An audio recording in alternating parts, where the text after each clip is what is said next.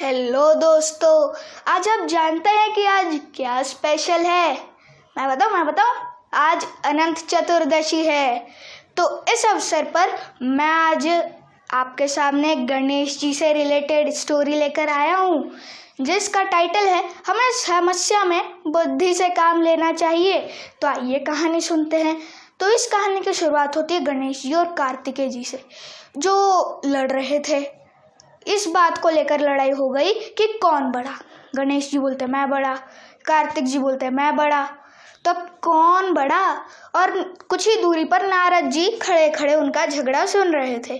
तो उन्होंने कहा कि क्यों ना आप अपने माता पिता से जाकर पूछ ले कि कौन बड़ा। तो वो दोनों गए और उन्होंने कहा कि पिताश्री आप बताइए कि हम दोनों में से कौन बड़ा, गणेश बड़ा या मैं बड़ा।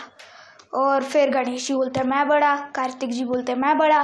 तो अब शिव जी और पार्वती जी तो संकट में आ गए कि कौन बड़ा। तो अब शिव जी सोचने लगे।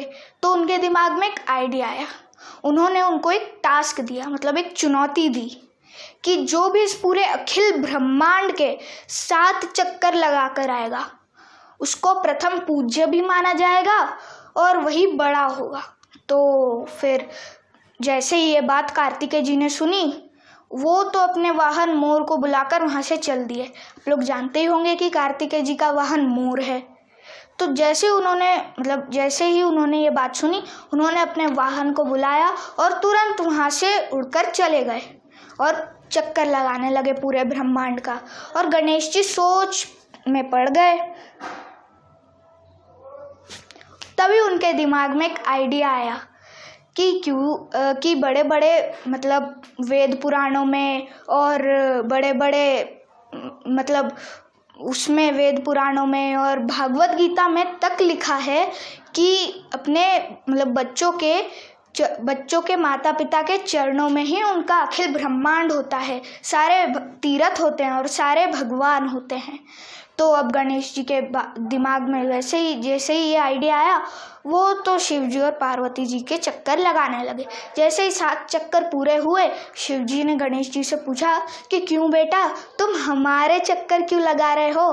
तो गणेश जी बोलते कि पिताश्री, बड़े बड़े वेद पुराणों में और यहाँ तक कि भागवत गीता में भी लिखा है कि बच्चों के माता पिता के चरणों में ही उसका सारा अखिल ब्रह्मांड होता है।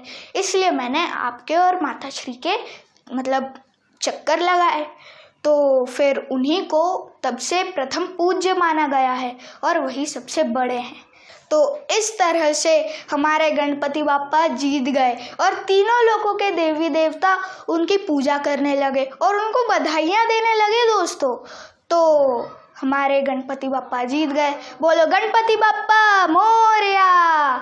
तो इस कहानी से हमें यह शिक्षा मिलती है कि समस्या में हमें घबराना नहीं चाहिए, बल्कि बुद्धि से उसका समाधान निकालना चाहिए दोस्तों।